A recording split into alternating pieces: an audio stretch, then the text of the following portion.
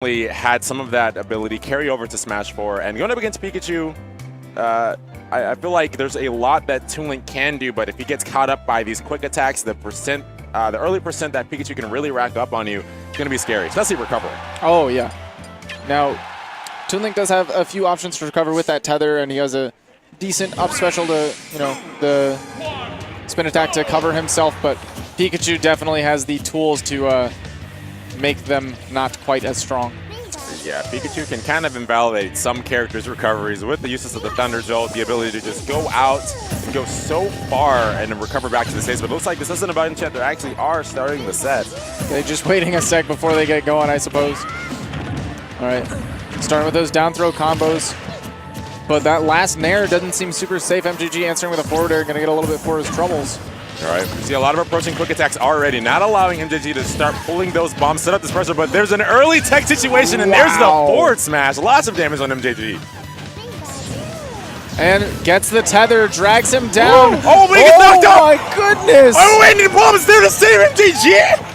MJG making it back from that situation. ESAM looking a little rough. What, too aggressive on the edge guard. Didn't count on the bomb. Wow, what an offstage situation there. It looked like it was on top. ESAM ends up falling in that situation. MJG coming out on top. All right, trying to get something started again. Throws out the Thunder Jolts to block a potential tether, but MJG just drops low, goes for the spin attack. Yeah, ESAM's definitely going to be a lot more careful when he's off the stage here. That interaction was insane. Now looking to take this stock off MJG. High percents. All he needs is an up smash, and there it goes. Set up for it. Even though he didn't quite get the raw thunder, he was able to catch the landing that followed. Now only 45% on ESAM. Definitely something that he can build up if he just takes a second to chill. MJG with a nice lead, but here comes ESAM racking up a lot of percent, finishing off with the soft hit of that up smash, and the pressure does not stop. MJG needs to get some space here. Nice. Aggressive use of the shield there to catch the landing from MJG. Oh my gosh, that's going to get punished. Up special. What a mash out, though. Ooh, up throw. Doesn't choose to get aggressive, just takes the time to pull a bomb. ESAM evening up these percents. MJG not going to let this slip away from his fingers just yet, but ESAM exuding nothing but pressure since he's gotten that first stock off of MJG. Off the stage now, ledge guard. Wow. Oh my gosh, what a sequence. So the Thunder Jolt, again, covering MJG trying to go for the tether, but then MJG immediately goes for the spin attack afterwards. Actually was still in that around 55 frame window where you can't grab the ledge after you've been hit, so that's set up perfectly. Peeking his head above the ledge for ESAM to forward smash. What a cleanup job ESAM did after that first stock. Definitely the Mr. Clean of the tournament. Oh, yeah. I mean, you've heard it all before. But wow, what a comeback there. MJG unable to finish it in those final moments when he had such a lead. ESAM just showing such a dominance after that first stock. Let's see if MJG is going to be able to regain his composure after something like that.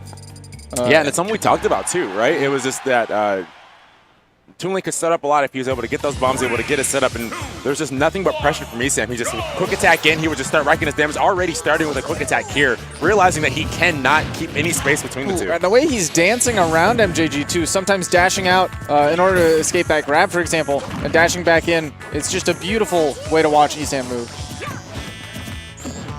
Okay, they're falling into the grab, MJG. Not getting a whole lot off of it. Okay, there we go. Racking up quick damage here. And now, ESAM looking for an opportunity to answer back. That down air is going to help, and the quick attack in. Getting him a few hits here and there, but MJG's been trading every single time ESAM's gotten in, and that's exactly what he needs to do in his interactions. Okay. ESAM looking to get something started. Quick attacking a little bit dangerously. MJG looking to punish, but whiffs those jabs, and ESAM's back. Oh man, jumps back and just throws out the forward air there to get some damage. And we were talking about these quick attacks, but we haven't really seen ESAM get punished too hard yet for these quick attacks on the MJG shield. Right, he hasn't quite been called out on it, you know? When you're quick attacking, you have a giant hurt box. It'd be real easy for MJG if he expects it to just go for like an up smash, cover it all. But he hasn't been throwing out hard commits like that. ESAM looking for stock. Oh, gets caught at the ledge, and that is one of the strongest back throws in the game. He's going to be taking that stock very soon. Real unfortunate, too, because ESAM called that neutral get up but misspaced his grab, and then instead of going for a dash grab afterwards, got caught in place. That led to MJG getting that stock. Oh my gosh, the get up attack is going to get punished by the forward smash. Perfect spacing there from ESAM. There's a quick little pivot and throws out the forward smash. All right. Back to square one, 0% each. MJG getting something started, catches the landing, but that up smash not quite ready yet. And here's that pressure, that second stock ESAM pressure we saw in that first game.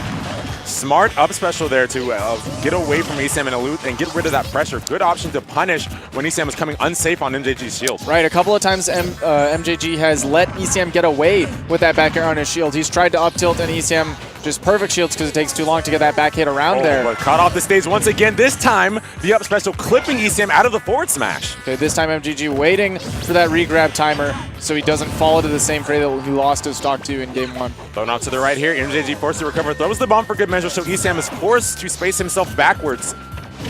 Now, stage to him. Throws out the boomerang, but ESAM just quick attacks around. Okay. Ooh, nice. MJG not falling prey to the fair pressure, just grabs him right out of it.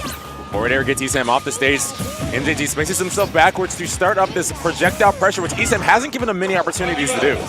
No, I mean, ESAM right now setting up his projectiles of his own. MJG might have time to pull a bomb here or there, but if he does, that's all ESAM's looking for before he quick attacks in and starts to build big damage. Yeah. MJG understands that, so he knows he can't commit to these projectiles at this point. Yeah, he has to be very careful. He is one up smash from Pikachu away. He has to keep himself away from that little mouse, electrical mouse pressure.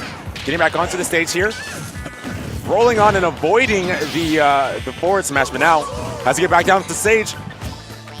Smart option there to get to the ledge so he would not get up smash. We saw that first game, the up smash, but he hit the thunder. He hit him with a DI mix-up there. So if you DI in on the down throw, it sets up just like up throw does in earlier percents to go for that thunder. MJG likely DIing in to avoid getting flung off the stage by ESAM trying to go for a forward throw, right where he could set up for an edge guard, similar to how he ended his stock in game one, where he goes for the thunder jolts to get rid of that tether. And that's the first time he had done that game too, or that set too. So it was really perfect where you throw out that mix-up right in the final moments where you can clutch out the game, clutch out the set. ESAM going to be moving on the winner's side, but great sewing there from MJG. Yeah, definitely looking strong in that game one. Keeping up in that game two for sure, but ESAM just held it together until the end. All right, a lot of good sets already in this top 64. There are a lot of good sets that we've seen and a lot of good sets to come. I cannot wait. And yet again, I'm forced to.